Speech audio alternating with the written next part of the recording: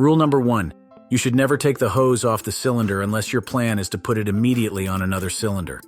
The reason for that is because the residual glue that's in the hose will dry out, and then you won't be able to spray.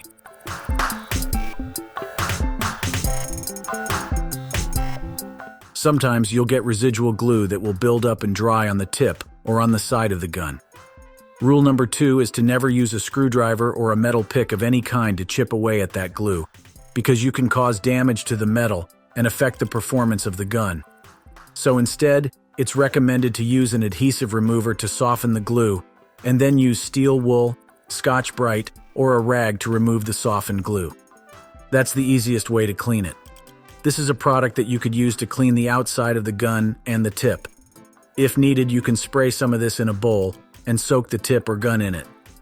One thing you never want to do with this product is use it to clean the inside of the hose. The inside of the hose never needs to be cleaned. You can clean the outside of the hose if you want, but you never need to clean the inside.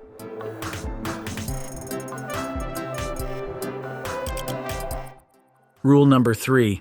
As you know, there's a shut-off valve.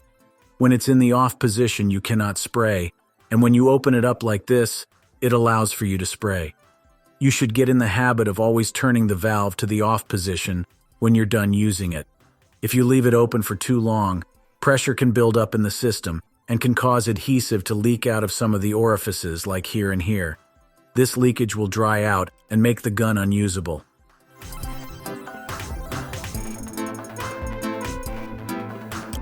If you feel like you've done a good job cleaning the gun, but it's still not spraying, the first suggestion is to remove the tip and replace it with a new tip.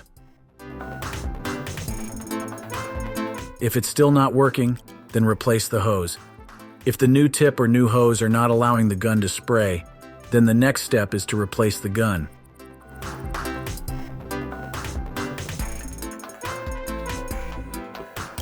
When the tank is empty, and you can tell that it's not spraying anymore, this is how you dispose of the smaller tank. There's a little punch-out plug on the tank. Use a screwdriver and a hammer to punch the plug inside of the tank.